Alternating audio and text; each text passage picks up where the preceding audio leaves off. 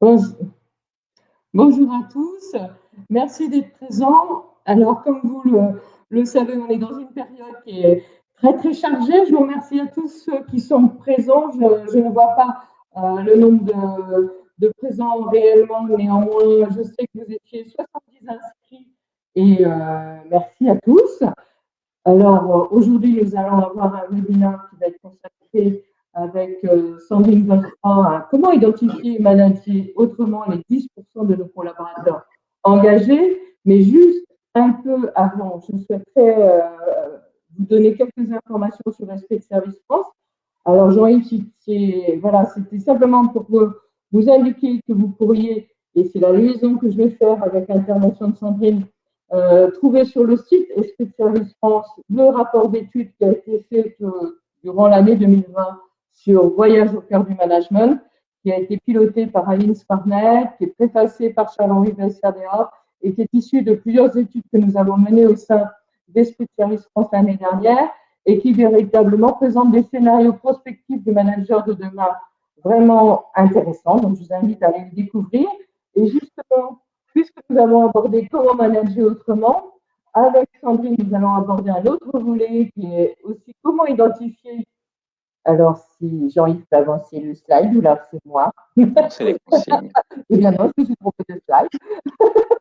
Donc, je vais donner, avant de vous présenter Sandrine, peut-être que je vais donner la parole à Jean-Yves pour vous donner quelques consignes pour ce webinaire. Et puis, alors, je ne sais pas si les 25 personnes qui sont là peuvent nous dire si au moins elles entendent bien, elles peuvent poser des questions. Jean-Yves, tu peux Absolument, c'est ça les les consignes interpeller. c'est ça les consignes qu'on souhaitait vous donner, c'est que vous pouvez utiliser le chat. N'hésitez pas à donner les éléments autour du chat en nous saluant, comme Sarah l'a fait à l'instant, mais également pour interagir avec ce que Sandrine pourra nous dire. Et puis, vous aurez éventuellement la possibilité aussi, à un moment donné, d'avoir un micro. Alors, on vous propose que ça se fasse effectivement de façon assez cadrée et raisonnée. On vous invite à éventuellement poser d'abord votre question par chat, et puis on va ensemble, au moment de la fin de l'intervention de Sandrine, vous donner le micro comme on le ferait dans une vraie séance en présentiel où on tend le micro à la salle. Mais en tout cas, le chat est là pour que vous puissiez interagir largement avec Sandrine. Et je vous souhaite un bon séminaire à tous. Alors, juste avant de donner la parole à Sandrine, quelques mots sur Sandrine. Pourquoi Sandrine? Alors, Jean-Yves, il y a encore un slide à passer. Bon, je vais quand même dire quelques mots sur le slide.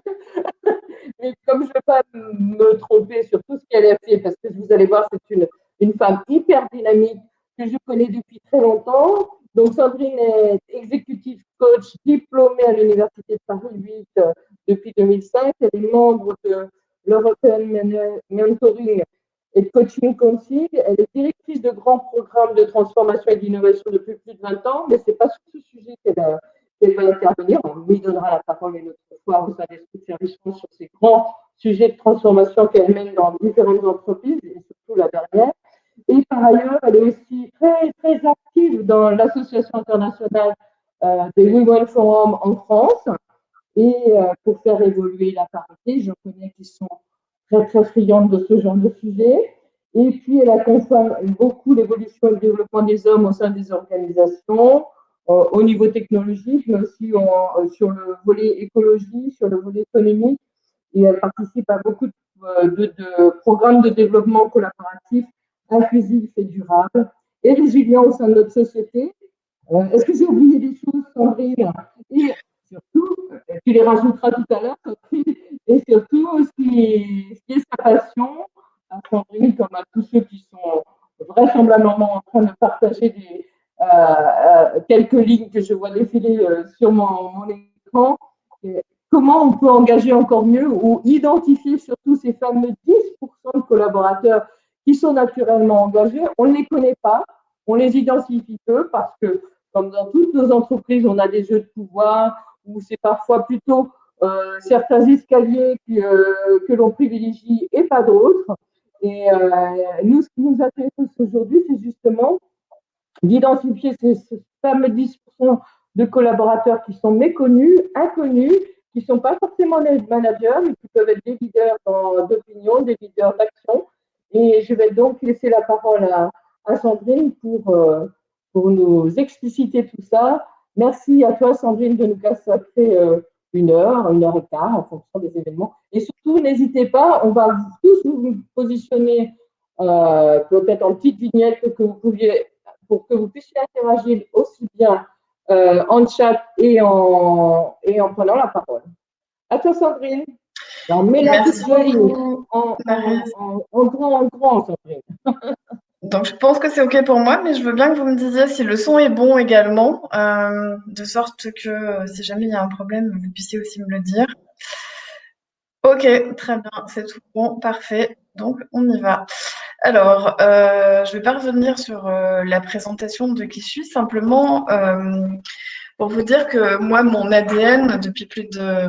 ça me rajeunit pas vraiment, 25 ans, c'est l'innovation et la transformation dans le secteur privé, puis dans le secteur public, souvent dans des fonctions de COMEX, dans des fonctions de direction de la transformation. Et j'ai éprouvé le besoin, il y a 12 ans, de faire en parallèle une clientèle privée pour accompagner les gens à ce que j'appelle trouver son alignement professionnel de cœur et d'âme. Alors, on peut se dire, c'est quoi le rapport avec l'entreprise? Ça a tout à voir parce que j'accompagne des processus d'organisation dans mes fonctions de salarié et j'accompagne des personnes dans mon autre casquette, dans ma propre entreprise. Et ça me semble essentiel aujourd'hui de faire ce lien. Au moment où j'ai créé mon entreprise, c'est parce que je ne trouvais pas comment faire ce lien dans l'entreprise elle-même. Donc, moi, quand je ne trouve pas quelque chose, je le crée.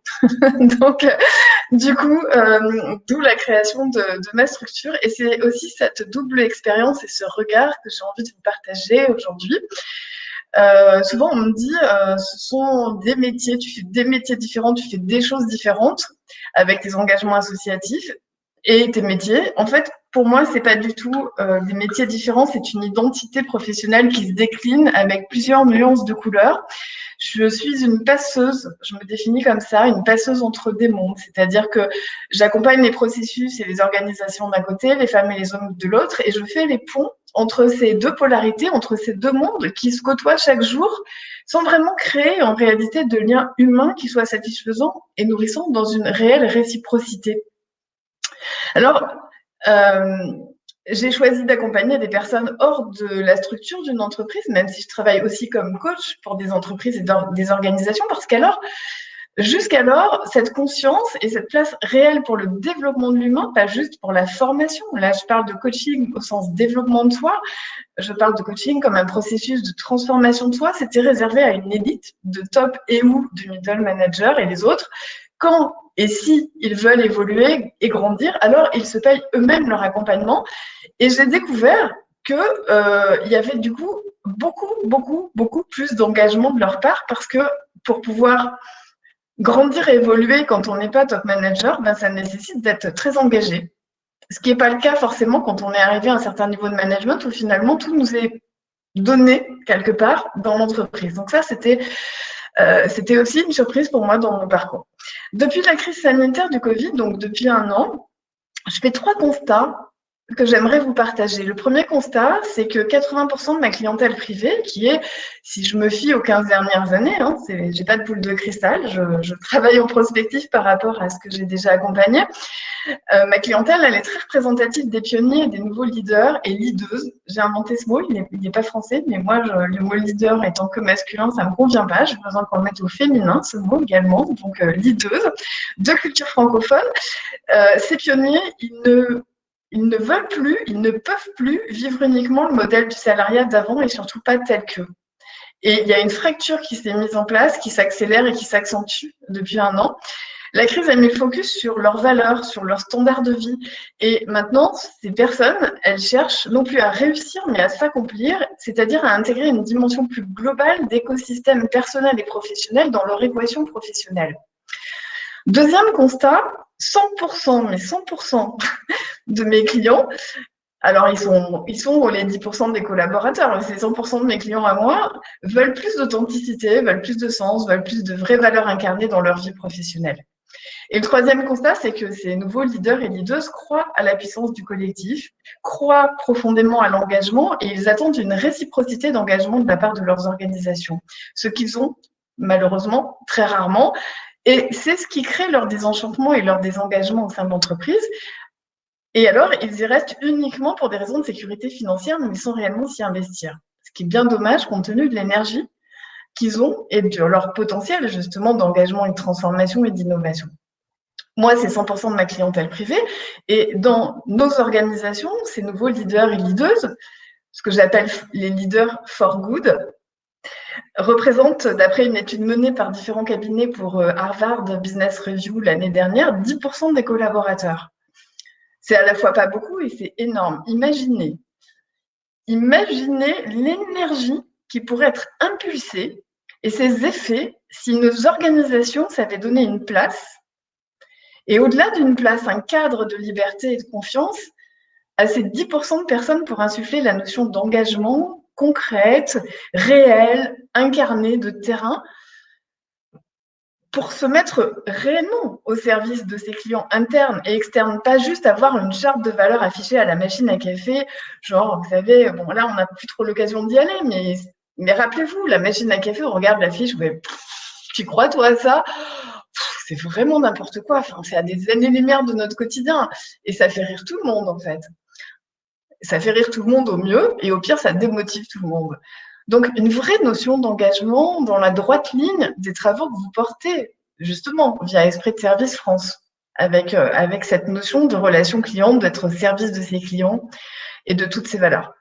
Alors, comment on peut agir? Parce que c'est ça qui vous intéresse, c'est aussi ça qui m'intéresse, de concrètement, qu'est-ce qu'on peut faire à notre niveau, à notre petite échelle, comment on peut apporter une petite pierre à l'édifice.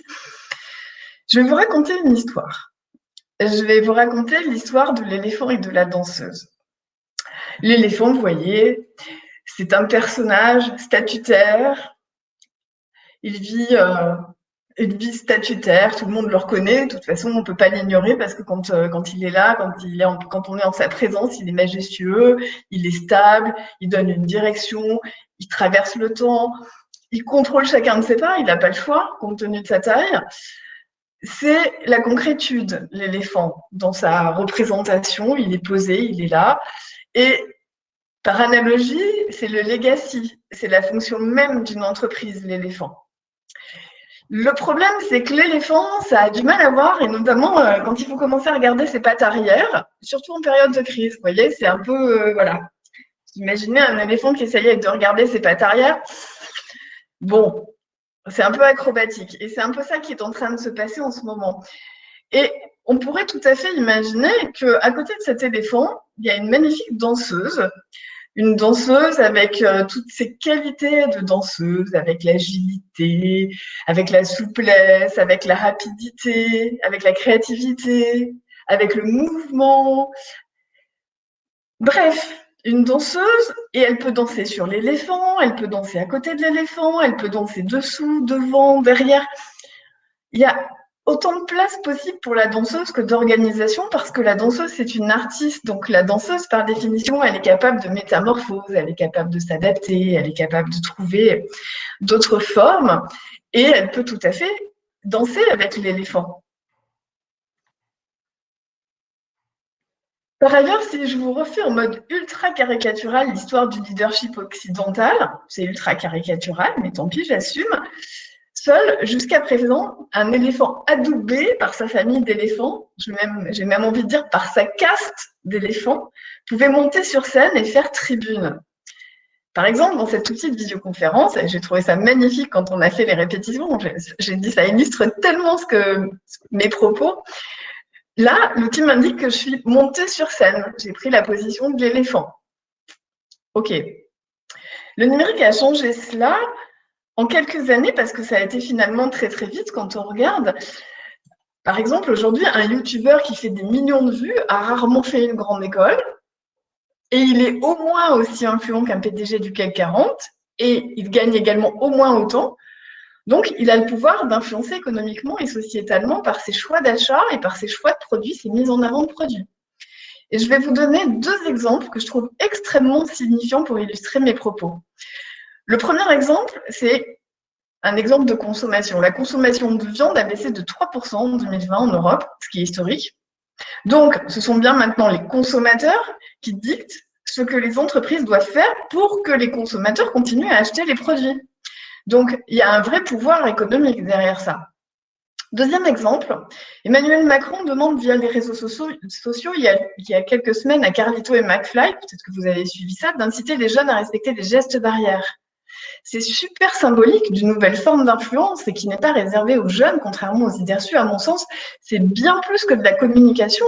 C'est commencer à comprendre et à utiliser cette coopération entre l'éléphant et la danseuse qui peut être très efficace et très intéressante pour l'ensemble des parties prenantes, si tant est qu'on n'y voit pas juste un coup de com', mais qu'on mette vraiment ces parties prenantes à égalité parce qu'aujourd'hui, elles ont autant d'influence l'une que l'autre. Alors, le numérique, c'est par définition l'outil des nouveaux leaders, c'est par définition l'outil de celles et ceux qui ont des choses à dire. Et ce qui est à noter réellement, c'est que ce sont les nouveaux leaders et leaders qui le font sans demander une quelconque permission. Ces personnes, ces leaders et ces leaders, ils ne demandent pas la permission à leur caste de le faire, ils le font.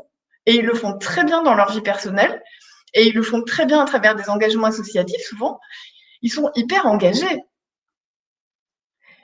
Et ce sont les mêmes, ce sont aussi vos 10% de collaborateurs non identifiés, et pourtant super engagés à changer leur monde pour changer le monde, qui souvent, ce sont les mêmes qui sont mis en entreprise pour avoir un job alimentaire, un minimum de sécurité financière pour pouvoir faire plein de choses en dehors et porter plein d'engagements.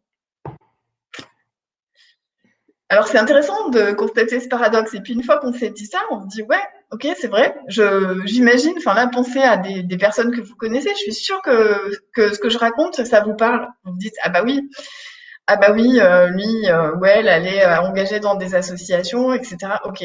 Donc ça veut dire qu'il y a des gens comme ça, et que en fait, en entreprise, ils viennent chercher une forme de sécurité, et que pour toutes les raisons que j'ai évoquées précédemment, ils ont décroché.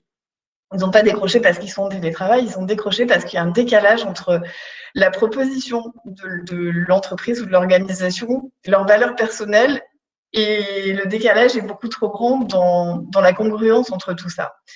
Alors, comment fait-on? J'ai pas de recette toute faite. Je pense vraiment, en tout cas moi dans mon approche, je pense vraiment qu'il y a à faire du sur-mesure car tout est à inventer. On est vraiment au démarrage, on est tout aux prémices, on en est tout au début. Néanmoins, de par mon expérience à accompagner à la fois les organisations, les processus, les transformations et les personnes, j'identifie 3 grandes étapes à mener simultanément ou en séquentiel. Il n'y a pas de bonne recette de cuisine, il y a trouver quelque chose qui correspond entre la recette de cuisine et qui vous aide vous en tant que personne qui portez le projet et votre structure et votre organisation, parce que je crois assez peu à la vision de... Enfin, j'y crois peu parce que par expérience, j'ai jamais vu qu'elle marchait, en fait. À la vision de on va tout changer par le haut et il faut que des collaborateurs engagés, etc. Ça me semble très utopiste et pas du tout réaliste par rapport à l'existant et même au challenge que traversent les entreprises et les organisations actuellement. Donc, 3 grandes étapes qui sont à passer de façon différente en fonction de votre identité et des objectifs que vous allez vous fixer. Si toutefois vous avez envie de vous fixer des objectifs pour aller dans cette direction.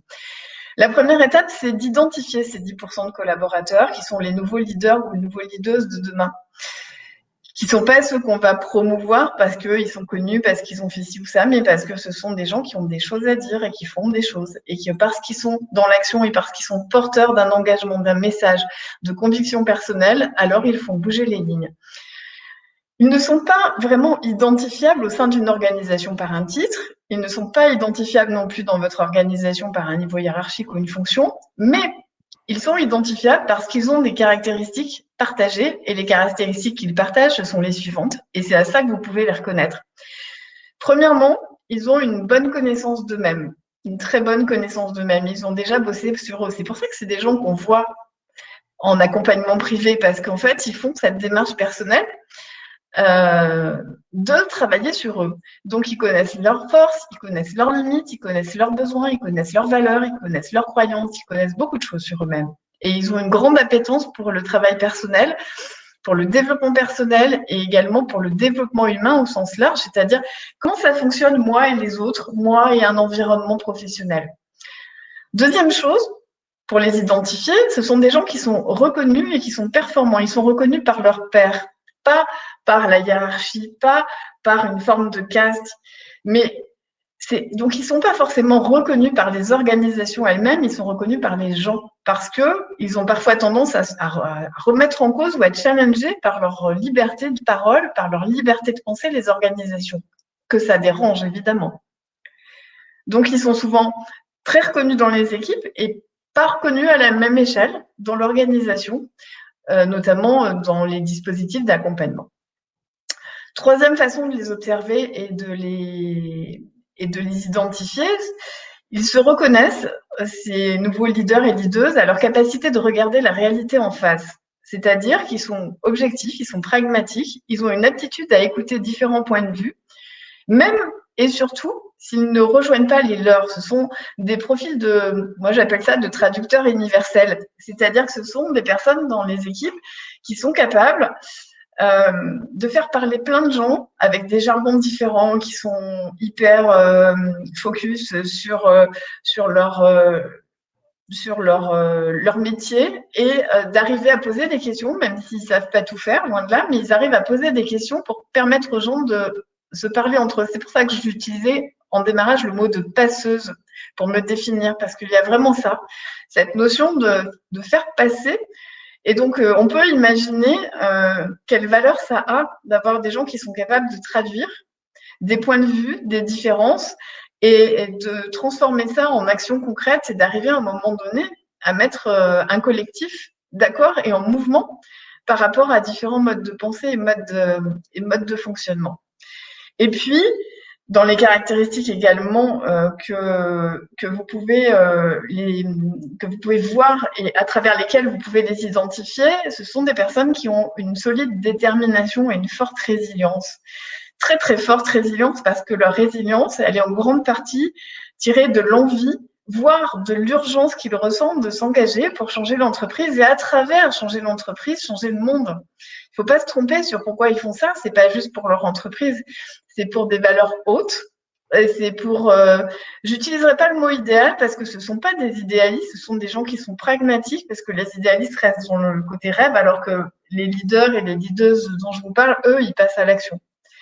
À leur niveau, à leur échelle, on n'est pas forcément sur des niveaux de notoriété, etc. On est sur des niveaux d'action et d'implication. Et donc, ils sont très déterminés et très résilients. Mais malheureusement, souvent, dans le monde de l'entreprise elle-même, c'est pas là qu'ils mettent leur résilience. Là, ils mettent leur résilience pour trouver leur revenu, mais pas nécessairement pour trouver leur engagement, parce que par contre, ils sont aussi, comme je l'ai dit sur le point d'avant, ils ont une capacité à regarder les choses en face. Et par conséquent, s'ils pensent que le combat est perdu d'avance, ce ne sont pas des gens qui vont y aller. Ce n'est pas Don Quichotte, le profil dont je parle. C'est des gens réalistes. Donc, quand on est réaliste, on sait évaluer ses risques. Et si on considère qu'on a plus de chances d'échouer que de réussir, alors on n'y va pas. Et c'est complètement, j'ai envie de dire, non seulement c'est complètement normal, mais c'est une grande preuve d'intelligence humaine, émotionnelle, pragmatique et situationnelle. Donc voilà, je regarde les questions parce que du coup, je ne peux pas faire les deux en même temps, vous parlez, regardez les questions. Donc comme ça, je regarde s'il y a des questions. Donc Sandrine, je vous conseille l'excellent livre de Céline Alix, Merci mais non merci, comment les femmes redessinent la réussite sociale. Je ne le connais pas celui-là. La RSE, à mon sens, est l'un des projets les plus porteurs pour concerner et engager l'ensemble des acteurs au sein de notre organisation. Permettre à chacun de comprendre son rôle dans la réalisation de l'objet social et sociétal de nos organisations. Ou impact, ouais. Facteur d'engagement. Oui. Comment je vais y venir. Donc oui, bien évidemment, la RSE, c'est l'un des moyens de faire ça. Ça peut être un bon cadre.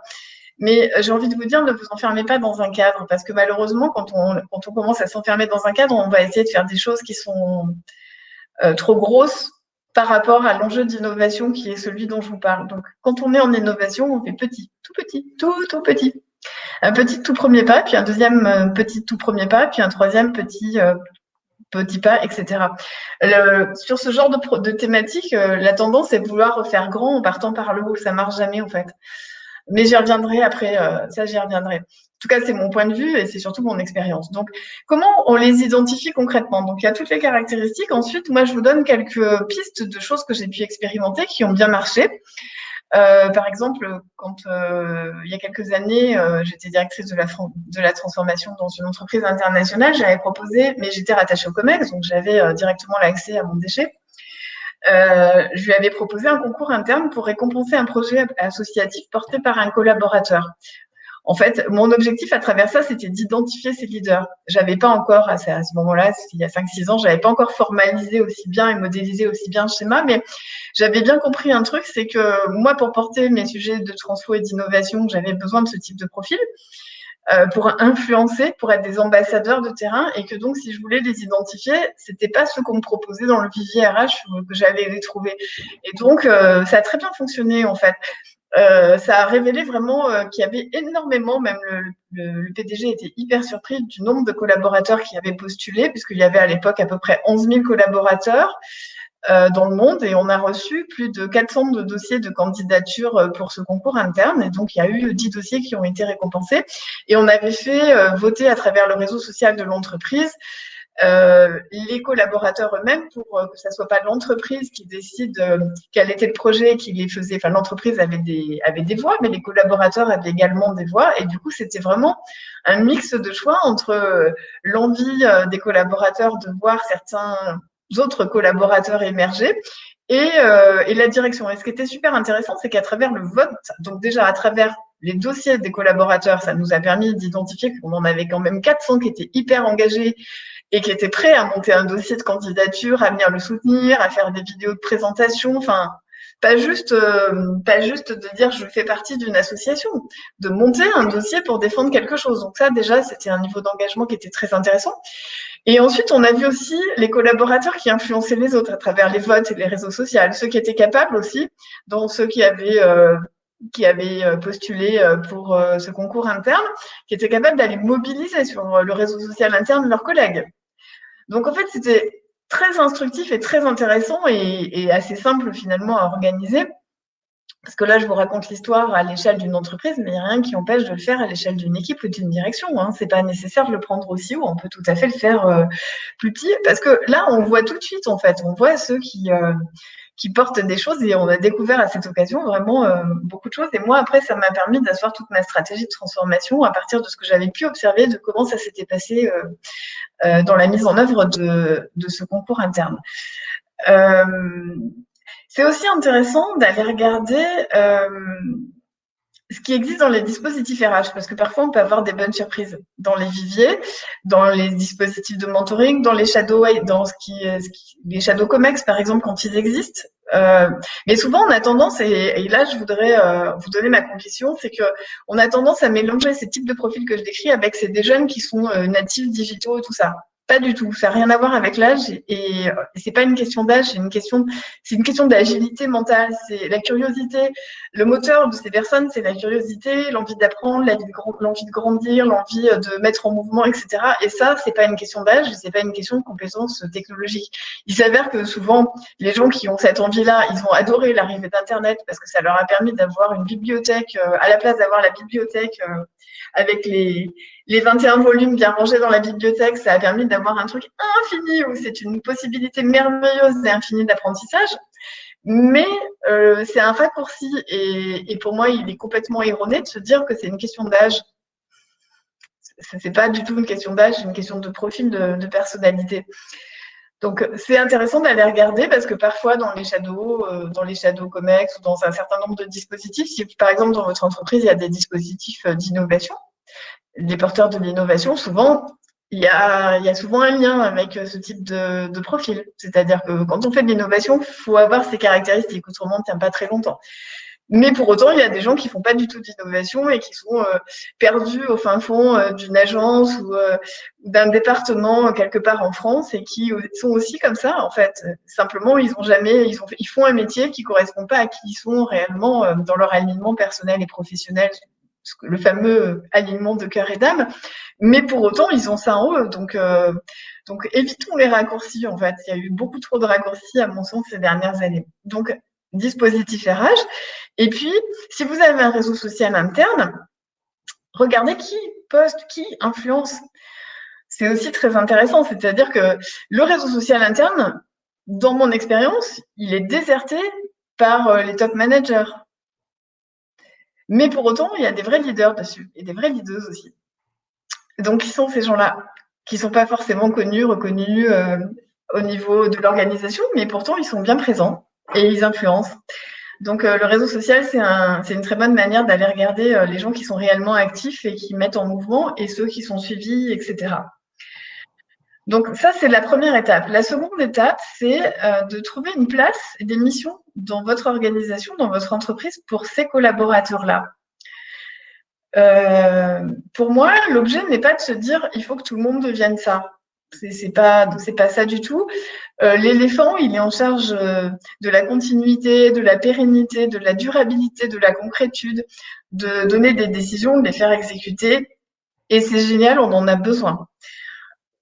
La danseuse, elle apporte autre chose qui est complémentaire. Elle n'a pas vocation à remplacer l'éléphant. Et il n'y a pas de combat entre la danseuse et l'éléphant. C'est une collaboration, c'est une danse à construire.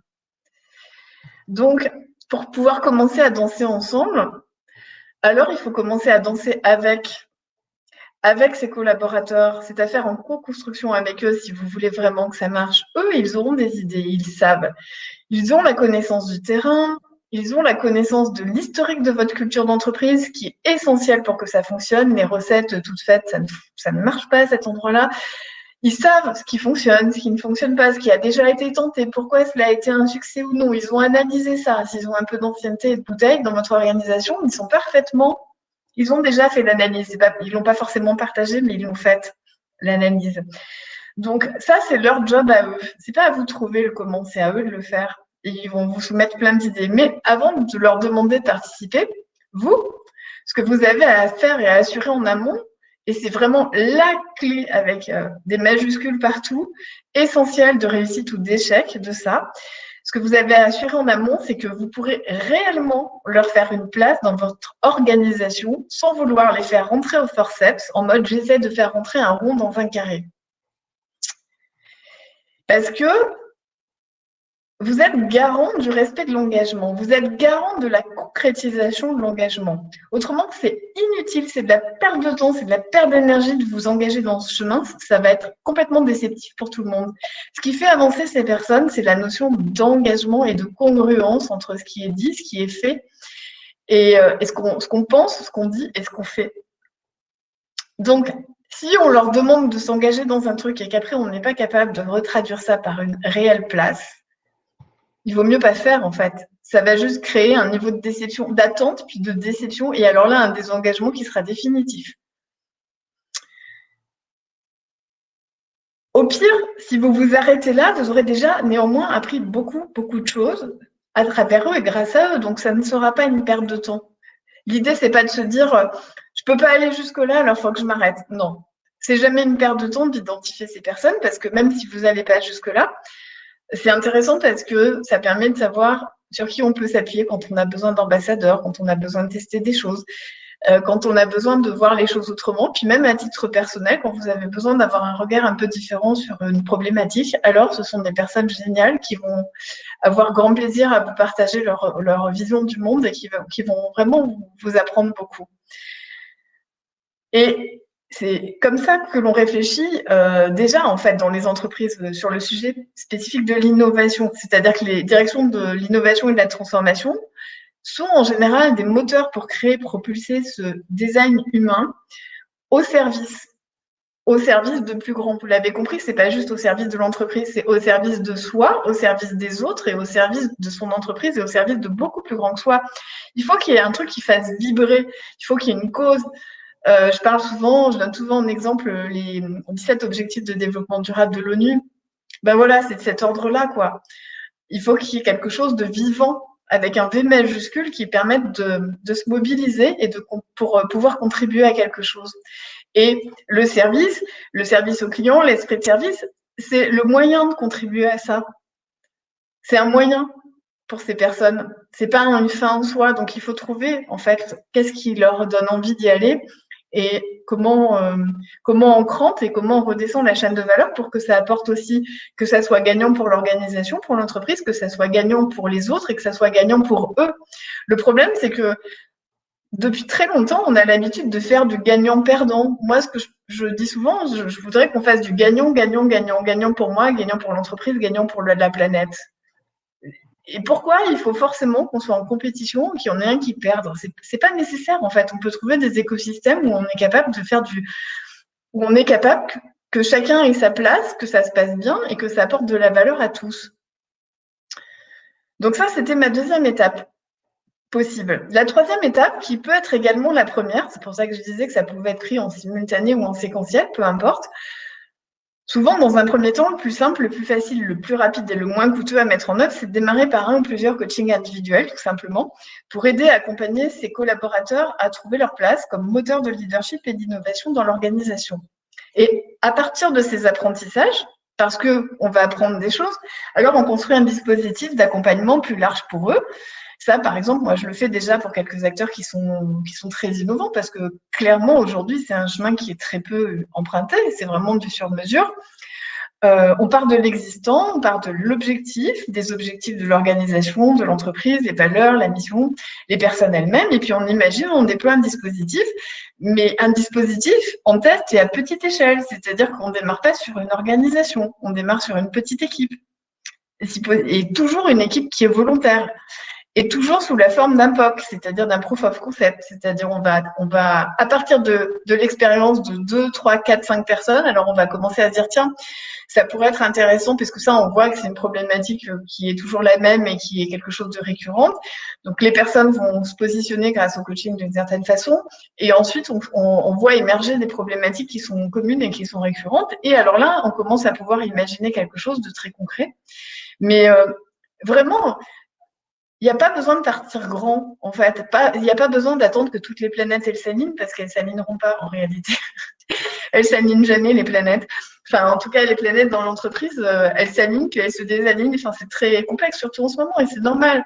Il y a d'autres priorités qui sont importantes, mais à notre échelle individuelle et personnelle dans l'organisation, on peut tout à fait porter ça. Ça ne nécessite pas d'être adoubé par la caste des éléphants. On peut le porter, on peut chacune d'entre vous, là, on peut jouer ce rôle de danseuse. Moi, ça fait des années que je joue ce rôle de danseuse dans les organisations. Maryse m'a vu très longtemps faire la danse du ventre. Elle sait à quel point je fais bien la danse du ventre. Donc, c'est possible de le faire à titre personnel, au sens d'un engagement personnel, c'est-à-dire se donner la permission d'être un leader ou une leaduse, tout en respectant, parce que moi j'ai un profond respect pour l'éléphant. C'est pour ça d'ailleurs que je travaille avec et pour des éléphants depuis des années. J'adore les éléphants, je trouve que c'est beau, c'est majestueux, c'est impressionnant de voir cette durabilité, cette pérennité, etc. Donc l'un n'empêche pas l'autre, il ne s'agit pas de bypasser, il s'agit de co-construire et de porter la responsabilité à titre personnel de prendre sa place comme leader ou leader dans l'organisation sans qu'il y ait la case des éléphants qui vous ait dit « toi tu peux y aller ». On n'a plus besoin aujourd'hui de ce tampon pour être un leader ou une leaduse. Il n'y a plus besoin d'être adoubé par la caste. Si on l'est, pourquoi pas? Mais si on ne l'est pas, c'est OK aussi. Donc, je vais répondre à vos questions et en conclusion provisoire, ce que j'ai vraiment envie de vous laisser comme trace de pas de l'éléphant, c'est que l'éléphant a beaucoup à prendre de la danseuse et la danseuse, elle a besoin et elle respecte vraiment la puissance et la stabilité de l'éléphant. Il ne s'agit pas de compétition à cet endroit-là. Il s'agit pas qu'il y en a pas un qui est meilleur que l'autre. Il s'agit réellement de coopération. Et vous avez déjà, peut-être sans le savoir, même c'est sûr, vous l'avez dans votre organisation, ce trésor, en fait. La difficulté, c'est que quand on essaye de faire du ou, ça ne marche pas. Il faut arriver à trouver cette articulation, ce et entre les deux. Ils existent déjà, j'en suis sûre, vos 10% de collaborateurs qui savent et qui peuvent être les passeurs et les passeuses des transitions et des mutations que le monde est en train de vivre et que nos entreprises doivent traduire en stratégie, en action. Et vraiment, et ça, c'est quelque chose qui est tellement important pour moi, sans perdre le cœur, sans perdre l'humain, sans perdre l'âme, sans perdre la mission d'entreprise, sans perdre sa mission à soi, de vie, de pourquoi on fait ça. Voilà, je vais m'arrêter de parler et je vais regarder les messages et répondre à toutes vos questions.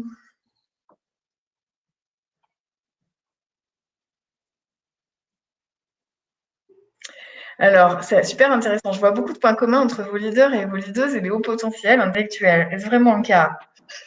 Oui et non. Moi, je déteste cette case de haut potentiel intellectuel, Lydia. Parce que ça enferme, et alors j'aime pas du tout la notion d'être enfermé, mais et puis souvent les hauts potentiels, dans leurs caractéristiques, ils ont un gros manque d'estime et de confiance en eux qui les empêche de se positionner en tant que leader. Donc il y a des caractéristiques communes, mais c'est pas juste identifier le haut potentiel et le job est fait. Il y a aussi plein de points communs avec les hypersensibles dans ce que je dis. Parce que par défaut, quand on a des caractéristiques de haut potentiel ou d'hypersensibilité, on a un mode de fonctionnement de cerveau qui est fait d'une certaine façon et qui a certaines caractéristiques, mais ça suffit pas. C'est pas. Il y a des points communs, mais c'est pas égal.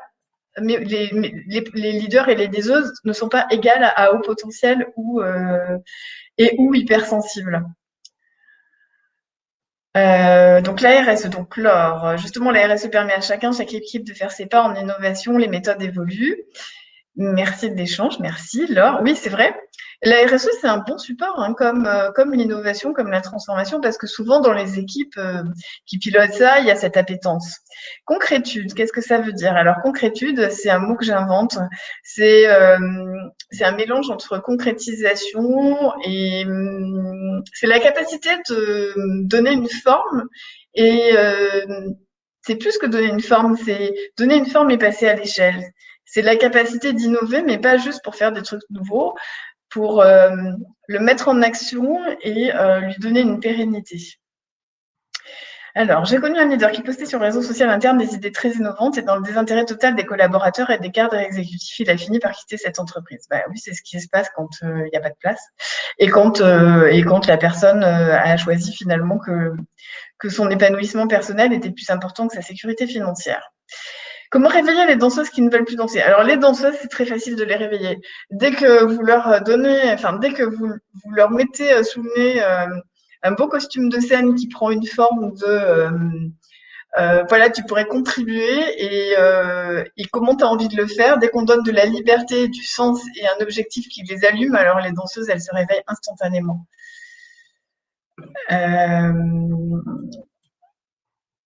Donc, comment convertir un COMEX à l'intérêt des danseuses? Je ne sais pas s'il faut convertir un COMEX, parce que moi, je pars du principe que c'est surtout sur la base du volontariat. Avant d'arriver à convaincre un COMEX, il faut déjà avoir des réponses opérationnelles concrètes, Stéphane. C'est-à-dire que moi, j'aime bien, et bien là, je reprends mon mot de concrétude, c'est-à-dire que j'aime bien l'idée que si vous faites et vous mettez en place des choses qui fonctionnent et que après, vous pouvez dire, regardez, ça a marché. Et là, tout le monde s'intéresse à ce que vous faites. Alors que si vous essayez d'expliquer et de convaincre en amont, vous allez perdre beaucoup d'énergie à convaincre. Et ça ne va pas s'appuyer sur des résultats concrets. Or, un COMEX aime le concret, a besoin de ROI et de choses factuelles. Donc, la meilleure façon de convaincre un COMEX, c'est de le faire à petite échelle dans votre organisation, dans votre entreprise, et ensuite d'en tirer les retours d'expérience. Comment conjuguer les nécessités de restructuration des entreprises et recherches d'optimisation opérationnelle avec la danse, Nadine? La danse, c'est ce qui permet aussi d'optimiser de façon opérationnelle. C'est-à-dire qu'à un moment donné, une structure qui n'est pas capable d'innover et d'apporter cette agilité, cette souplesse, alors elle ne s'est pas du tout avancée en période de crise. Là, on le voit bien parce qu'il faut tout réinventer tout le temps. En fait, on passe notre temps à réinventer des trucs. Tout ce qu'on croit vrai, 3 mois plus tard, c'est plus vrai. Donc, ça fait 1 an qu'on se réinvente en permanence. Ça, l'éléphant, il ne sait pas faire, évidemment. Déjà, il a du mal à lever une patte, alors tourner à 180 degrés vite, c'est pas son ADN, en fait. Donc, c'est là où la danseuse, elle peut apporter beaucoup. Il y a plein de modèles, hein, il n'y en a pas qu'un. Il y a des organisations qui font de l'incubation de l'innovation de la danseuse à côté de leur structure. Moi, je ne suis pas très favorable à ça parce que ce que j'ai constaté dans mon passé, c'est que et même dans mon présent, c'est qu'il y a 90%, je suis gentille, des projets qui se cassent la figure au moment de passer à l'échelle. Donc, il faut trouver en fait comment on fait un portage mixte entre la capacité de liberté, d'ouvrir, etc. Et à un moment donné, ce qu'on appelle dans les processus de créativité la divergence, et puis à un moment donné, comment on revient et comment on converge pour que ça devienne concret et qu'on puisse aussi penser des projets d'innovation. Aujourd'hui, pour moi, l'enjeu de l'innovation n'est plus et donc de la danseuse, n'est plus seulement de trouver des idées nouvelles, loin de là, parce que je pense qu'on en a déjà plein, mais vraiment de trouver comment on les fait passer à l'échelle dans des cultures d'entreprise. Et c'est là que l'humain a tout son sens, parce que c'est l'humain qui fait ce trait d'union-là, c'est l'individu qui porte. Et donc, c'est la danseuse qui fait ce lien-là. C'est pour ça que pendant plein d'années, on a fait plein de projets d'innovation, après avec des taux de passage à l'échelle de transformation qui sont pas bons du tout. Et puis aujourd'hui, en fait, on sait plus très bien, on est un peu perdu dans le monde de l'innovation pour trouver comment on fait ce passage à l'échelle. Moi, je suis convaincue, mais ça, c'est ma conviction personnelle, que c'est l'humain qui fait ça. Qu'on peut pas y arriver si on n'a pas des porteurs et des porteuses de projets qui ont fait un bout de chemin sur eux-mêmes et qui sont capables de faire ce passage, ce pont, cette traduction universelle entre différents mondes et entre différentes personnes. Et on l'a beaucoup, beaucoup oublié dans les entreprises, ça.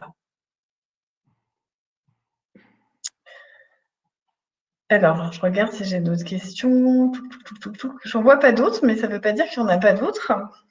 Vous pouvez les poser. Jean-Yves, comment on s'organise? C'est toi le maître de cérémonie sur scène, c'est toi qui dois. Et je pense que ça m'appelle une réflexion. Alors, je ne sais plus qui disait que le silence qui suit un morceau de Mozart, c'est aussi du Mozart.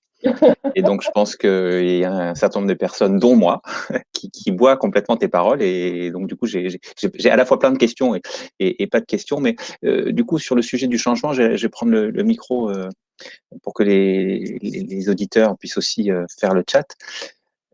On dit qu'effectivement, si on veut vraiment s'assurer qu'un changement peut percoler dans l'entreprise, il faut plutôt se focaliser effectivement sur ceux qui sont tout de suite moteurs partants, donc ces fameux 10% qui sont très moteurs, plutôt que d'essayer avec une vision un peu de rassembler tout le monde, de faire un peu la voiture de balai en se disant il faut que je convainque ceux qui sont contre. Et du coup, tout le monde suivra. Et en fait, je pense que la méthode pour bien déployer, mais je te laisse me dire si c'est comme ça que tu le vois, c'est plutôt d'essayer de tirer avec ceux qui sont tout de suite partants, plutôt que d'essayer de pousser avec ceux qui, au départ, sont plutôt un peu contre. Oui, c'est complètement comme ça que je le vois. C'est pour ça que je précisais que c'est sur la base du volontariat. Je peux vous donner des abacs de retour d'expérience de ces 20 années de transformation. Dans mon expérience, on a toujours sur un sujet nouveau, inspirant, et ça rejoint la question de Sandrine sur comment maintenir la flamme sur la durée, ne pas créer des frustrations et des lassitudes. Ça va avec. Hein. Ma réponse va avec aussi cette question. Donc, on a toujours 5 à 10% des gens qui sont des vrais pionniers, des vrais leaders et leaders, parce que par défaut, ça fait partie de leur, j'ai envie de dire, de leur ADN de pensée. Hein. C'est pas lié à l'entreprise, c'est vraiment lié à leur mode de fonctionnement dans la vraie vie aussi. Ils sont comme ça, ils sont animés par une curiosité naturelle. Donc, dès qu'il y a un truc nouveau, de toute façon, ils vont le voir parce que c'est comme ça qu'ils fonctionnent, c'est ce qui les fait vibrer dans la vie. Donc, eux, il n'y a pas de problème de flamme. À partir du moment où c'est nouveau, la flamme, elle s'allume, elle ne s'éteint pas. Ensuite, on a 10% encore qui sont les personnes qui y voient un intérêt, qui sont des pragmatiques au sens ça va me faire gagner du temps, ça va me permettre d'être plus efficace. Donc, ces 20%-là, donc les 10 plus 10, 10 plus 10, donc ces 20% de personnes sont vraiment en général ceux qui sont volontaires au démarrage. Les premiers parce qu'ils adorent découvrir des choses nouvelles et qu'ils adorent être au démarrage de nouveaux projets, de nouvelles perspectives. Voilà, c'est cette notion de curiosité et de découverte qui les motive. Et les deuxièmes 10% parce que ils y voient un intérêt concret d'optimisation de leur temps, d'optimisation de leur façon de fonctionner, de l'optimisation de plein de choses. Donc, ces 20%-là, c'est vraiment le vivier pour démarrer. Il y a toujours 10% des gens qui sont dans l'une de ces caractéristiques et 10% qui sont dans l'autre. Donc, il y a toujours des volontaires. Effectivement, l'erreur, c'est de considérer que parce que on a des fonctions de top management, etc., alors on va être curieux et où on va être dans ceux qui optimisent. En fait, pas du tout. Il y en a. Enfin, là, c'est pareil, il peut y avoir des zones de recoupement, mais la fonction ne garantit pas du tout d'avoir cette caractéristique. Voire même, et là, ça dépend beaucoup des cultures d'organisation, mais quand on est dans une culture d'organisation où il y a un fort poids du réglementaire, alors vous comprenez bien que pour pouvoir gérer à haut niveau, dans des postes de direction de haut niveau, le réglementaire, il vaut mieux pas avoir trop de curiosité et pas non plus. Enfin, ça fait pas partie de l'ADN qu'on demande en fait. Autrement, on n'est pas bien en tant que personne dans un poste ou dans une culture d'entreprise comme ça. Donc, ça dépend beaucoup de la culture d'entreprise. Si par exemple on est dans des logiques d'agence de publicité ou des structures où par défaut il y a beaucoup de créativité, forcément, je pense qu'on va trouver plus de personnes qui sont curieux et qui sont dans ces 10%, des premiers 10%. Donc, ça va aussi dépendre de la culture d'entreprise. Donc ça nous fait 20%. Après, les autres, il y en a 10 à 15% qui vont suivre parce qu'à un moment donné, ils vont voir les 20 premiers qui s'éclatent. Ils vont dire, oh là là, mais moi aussi, je veux y aller. Donc là, j'ai envie de dire, c'est gentiment par l'ego. C'est-à-dire que ça marche encore bien, l'ego de moi, j'y vais et toi, tu fais quoi?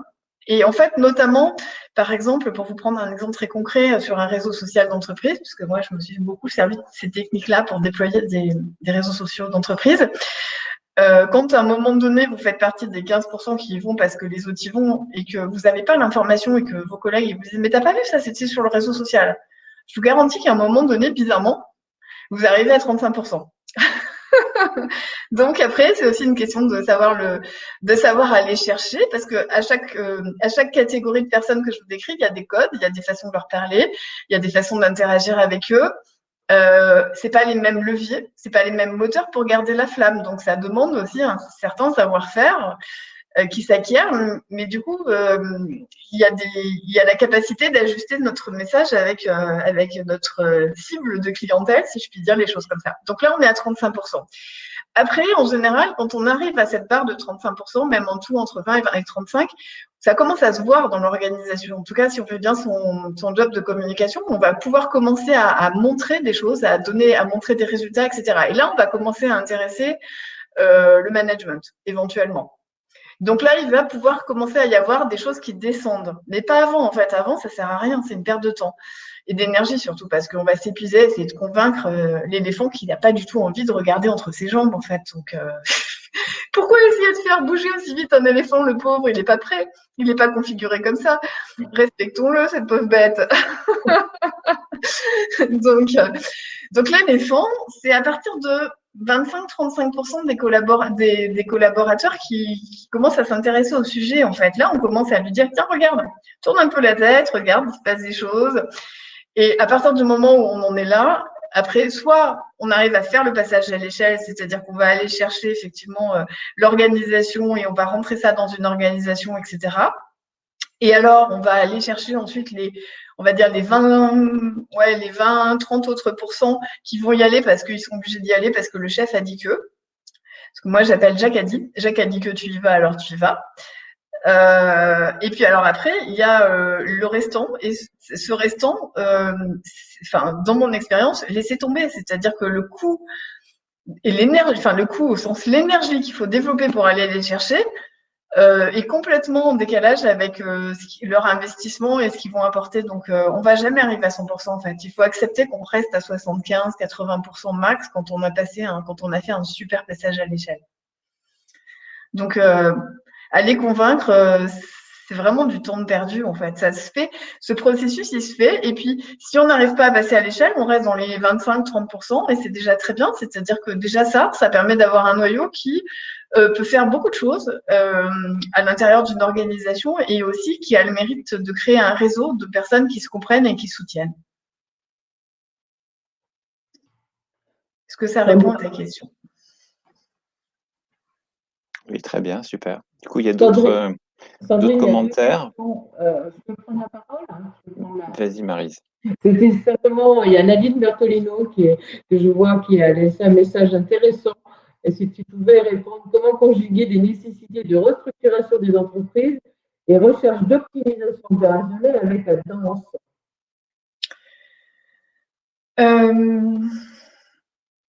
Pour moi, ça va ensemble.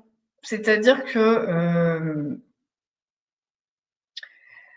pourquoi opposer restructuration et optimisation opérationnelle avec la danse?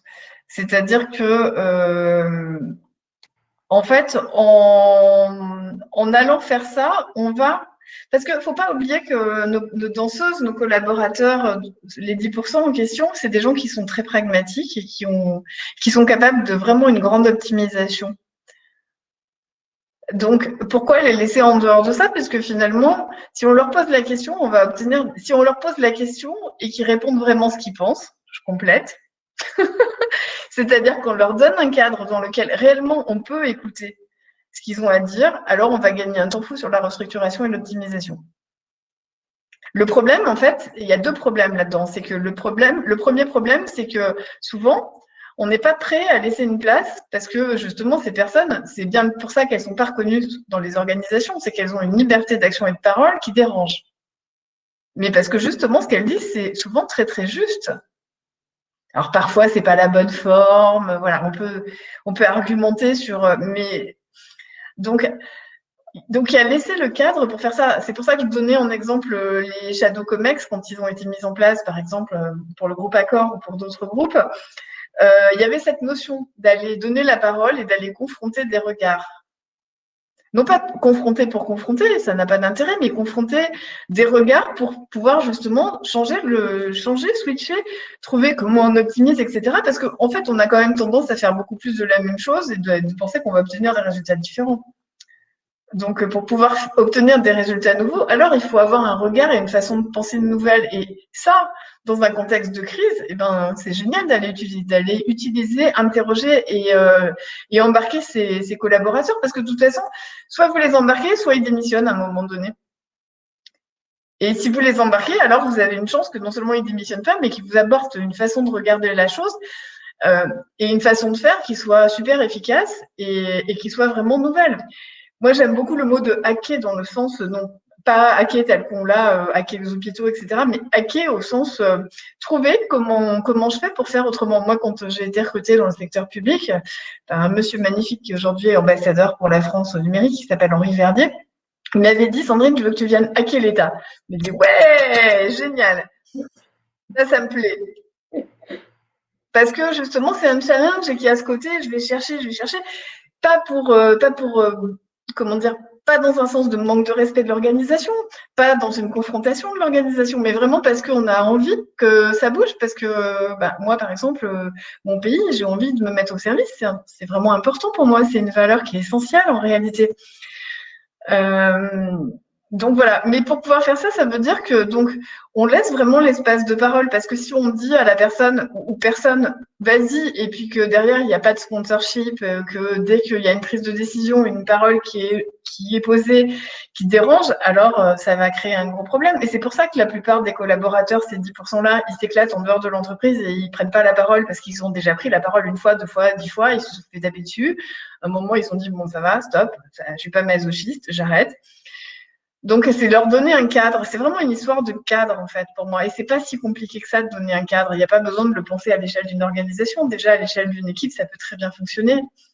Et c'est une question de s'engager davantage, soit en tant que directeur, manager, collaborateur, etc., se donner une permission.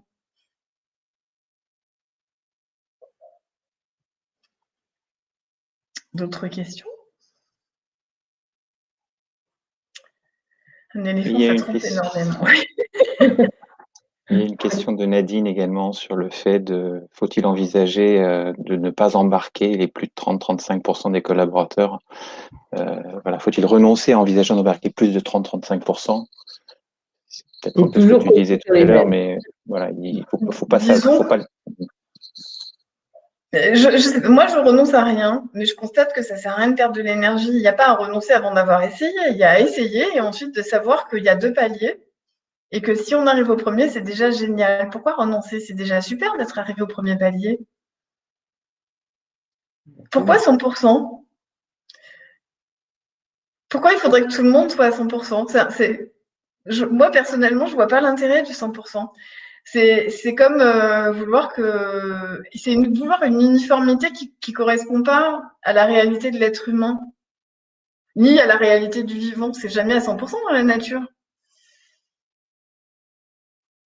ça se renouvelle. C'est-à-dire que il y a des gens qui vont être super pour faire des choses et des gens qui vont être super pour faire d'autres choses. Pourquoi vouloir embarquer tout le monde et que tout le monde fasse exactement la même chose de la même manière? C'est ça qui fait la richesse, en fait.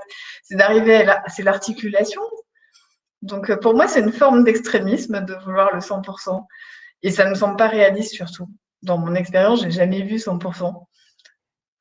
Je l'ai jamais vu dans 30 ans d'expérience. Ça, c'est clair. Et du coup, ça décourage beaucoup quand on se met un objectif comme ça. C'est-à-dire qu'au lieu d'apprendre à chaque étape du chemin et de se dire c'est génial, on a déjà réussi à faire ça et peut-être qu'on va s'arrêter à ça, mais c'est déjà super. Alors on est mécontent parce qu'on n'a fait que 35%. Mais pourquoi? C'est déjà super. Ça fait déjà beaucoup bouger de choses, 35% ou 10% ou 20% ou peu importe le chiffre. Complètement. Alors, qu'est-ce que tu penses des baromètres d'engagement qu'on fait régulièrement dans les entreprises, Sandrine? Tu y crois ou tu n'y crois pas? Tu Tu crois veux que que je te donne la réponse officielle ou la vraie? les deux réponses, je veux, celle officielle et celle que j'imagine connaître. Non, je pense que c'est intéressant dans le sens où ça permet d'avoir des tendances. À partir du moment, enfin, ça dépend comment sont faites les questions aussi, hein, parce que Ouais, ça c'est clair. voilà, si sous réserve que nous ayons des vraies questions et pas qu'on mette sous le tapis les questions qui dérangent pour éviter de les poser, donc sous réserve qu'il y ait des vraies questions, c'est une tendance. C'est une tendance qui est intéressante parce que pour pouvoir partir d'un point A et aller à un point B, alors c'est intéressant de savoir mesurer les étapes. Après, ça reste qu'une tendance. Mais c'est une tendance intéressante. Je vois pas comment comment on peut avoir un indicateur de où on va si on ne sait pas d'où on part et où on va en termes de mesure. Hein. Voilà. Là où ça enferme, c'est quand on pense qu'on a tout réglé parce qu'on a fait un baromètre, ce qui est quand même aussi le cas. Exactement. Mais en soi, le baromètre, il est ni bien ni mal, il est même plutôt très aidant pour pouvoir piloter, à condition qu'on s'en serve comme un outil de pilotage et non pas comme un outil qui règle le problème de l'engagement. Alors, Lydia, elle a posé une question. Attends, je remets mes lunettes. Sinon, tu les vois? Tu les vois Ouais, je les vois. Je switch. Alors, Lydia, je considère les leaders, les leaders de Sandrine. Non, c'est pas les miens. Bien que, j'aime bien. Mes leaders for good et mes leaders for good. Comme les locomotives, ceux qui vont entraîner les autres, le changement, on le scale par influence, entraînement, ouais, c'est ça, plutôt que par la conduite. Oui, c'est ça. C'est-à-dire qu'à un moment donné, c'est viral, enfin, ce qu'on appelle viral. C'est-à-dire que, comme ils sont convaincus, comme à partir du moment où on est convaincu, c'est toujours la même chose. On est capable de déplacer des montagnes, on va en parler autour de nous. Et du coup, les autres vont se dire ah ouais, j'avais pas vu ça comme ça. Vous voyez, là, typiquement aujourd'hui, j'espère que ça a fait ça. Ah oui, j'avais pas vu ça comme ça. Ah bah oui, je peux faire quelque chose à mon niveau. Et donc, eh ben voilà, c'est ça en fait. C'est ça cette question. C'est oui, bien sûr, à partir du moment où il y a des gens qui ont envie, parce que c'est la clé, l'envie. Hein, alors ça fait bouger les autres. Pas parce que les autres ils veulent absolument bouger, mais parce que quand même ça, ça réveille, on va dire. Moi je dis toujours, j'aime bien, j'aimerais bien que par exemple là aujourd'hui dans mon intervention vous disiez ah oui Sandrine c'est un doute raisonnable au sens elle le fait. Elle est en train de me raconter qu'elle le fait à titre personnel, même personnel professionnel, même quand elle n'avait pas du tout, entre guillemets, le droit de le faire. Ça crée un doute raisonnable. Ça veut dire que ça crée chaque nouveau leader ou leaduse tel que je viens de décrire, ça crée le doute raisonnable de ah ouais, cette personne, elle l'a fait, donc c'est possible.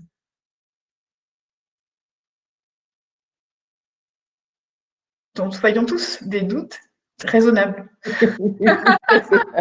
Genre, ah ouais, c'est possible. Et quand on est des leaders ou des leaders sommeil, qui ne connaissent pas encore cette vraie capacité à faire bouger les lignes, est-ce que on peut être en souffrance pendant cette période transitoire avant de prendre conscience que Oui, je pense. Je pense que, en fait, c'est un chemin, c'est pas quelque chose. C'est tout un chemin d'arriver à se donner toutes ces permissions. C'est-à-dire qu'on s'en donne une, et puis une deuxième, puis une troisième, et puis plus on s'en donne. En fait, c'est en marchant qu'on apprend. Donc, une fois qu'on a fait le premier pas, après, ben, C'est souvent d'ailleurs les gens qui viennent à moi pour démarrer un travail, c'est vraiment cette demande de accompagne-moi là parce que je me sens comme un bébé qui débarque dans le monde. Je veux aller vers ça, mais je me sens pas super sûre de moi et donc bah, j'ai besoin d'être accompagnée par quelqu'un qui a déjà fait le chemin. Parce que c'est un chemin, c'est plein de petits pas et au fil de l'eau, ben, on prend de l'assurance dans sa capacité à marcher. Je sais pas s'il y a d'autres questions. Alors, il y avait une question dans une entreprise conforme mixte où le réglementaire est omniprésent. Cela ne demande-t-il pas une énergie hors norme? Et comment permettre à la danseuse de se ressourcer? Alors, toi qui as une énergie débordante, as-tu des, des ingrédients, des plantes pour te ressourcer? C'est quoi ta technique? C'est un gros travail sur moi. Et ce travail sur moi, qui est celui que je transmets du coup aussi, me permet d'avoir une stabilité émotionnelle intrinsèque. C'est-à-dire que ma stabilité émotionnelle, elle ne dépend pas des résultats que j'obtiens. Donc j'ai pas plus d'énergie que les autres, simplement je ne dépense pas mon énergie, enfin je la perds pas, j'ai pas de fuite d'énergie. Euh, Quand il y a eu des périodes dans ma vie personnelle et professionnelle, là on parle du pro, mais où il y a eu des périodes où j'obtenais des résultats, puis des périodes où je n'obtenais pas du tout de résultats. Bah, quand j'obtenais pas de résultats, j'ai cherché ailleurs et je suis partie très vite en fait. Mais ça m'a pas impacté au sens de ma stabilité émotionnelle. Jamais. Je suis toujours restée focus parce que je sais exactement pourquoi je fais ça. Moi, mes objectifs de pourquoi je le fais, au service de quoi, c'est très très clair dans ma tête en fait. Donc il faut trouver ça. Une fois qu'on a trouvé ça, c'est ce que les Américains appellent le flow. Une fois qu'on a trouvé cette zone à l'intérieur de soi, qu'on peut aussi appeler sa zone de génie, alors on n'a pas du tout on n'a pas beaucoup moins de perte d'énergie, on fait plus les yo-yo émotionnels, on est stable. Donc on n'a pas plus d'énergie que les autres, mais comme on la perd pas, alors les autres ont l'impression qu'on en a plus qu'eux. En fait, non. C'est juste qu'elle est très focusée. Okay. Donc, t'as pas de tisane miracle alors pour te ressourcer. T'as pas de gym, t'as pas de. Non, c'est que ton long chemin personnel qui t'a permis d'avoir Ouais, et de et tes changements de cap et t'es ressourcé dans tous tes projets que tu as menés et tous les accompagnements que tu fais régulièrement avec tes entre parenthèses clients. c'est ça. C'est ça. C'est le fait de faire des choses que j'aime qui me ressource. Alors, il faut faire que des choses qu'on aime.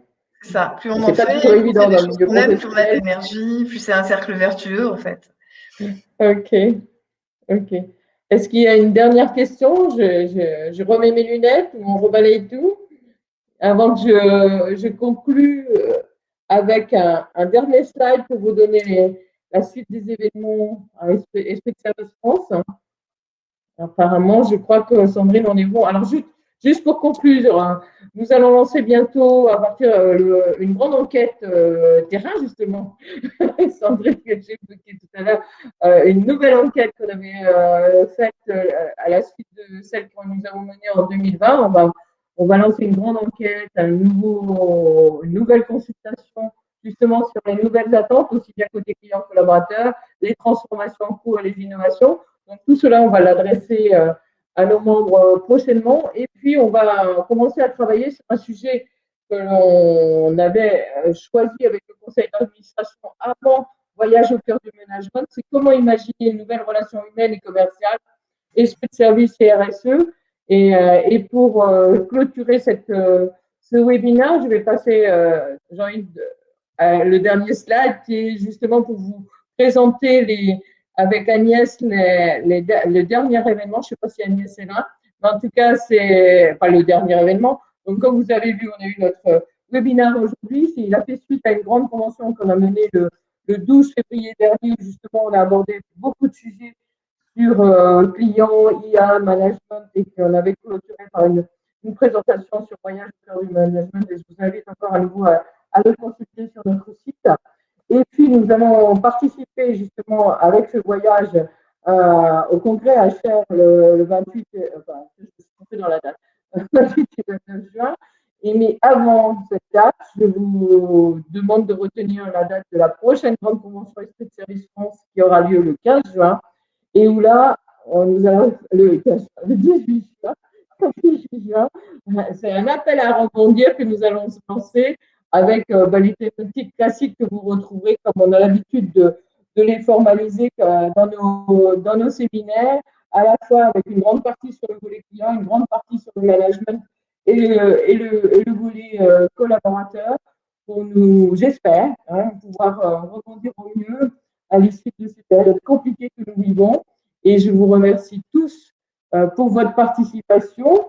Et je vous dis à très bientôt. Et n'hésitez pas à contacter Esprit de Service France. De toute façon, ce replay et l'énergie que vous avez vue dans les propos de Sandrine, vous les retrouverez, vous pourrez vous les mettre à intraveineuse par le replay que vous faites, car nous allons communiquer à ceux qui ont été présents ici, à tous ceux qui n'ont pas pu être avec nous, les liens du replay prochainement. Merci à tous, je vous souhaite une bonne soirée et je vous dis à très vite au 18 juin et avant surtout, envoyez, partagez l'enquête que vous allez recevoir et envoyez-les à tous et ça nous donnera un matériau précieux pour nous pour pouvoir continuer à bâtir et partager ensemble toutes les recettes que nous étudions et tous les travaux que nous réalisons au sein de l'Esprit de Service France. Merci à toi, Sandrine. Merci. Un grand merci, Sandrine. Merci, de vous retrouver bientôt. Merci tout le monde. Qu'on se retrouve à très vite. Voilà, merci encore. Je vais clore l'événement. Merci. Voilà, merci. Au revoir. Au revoir. Merci beaucoup.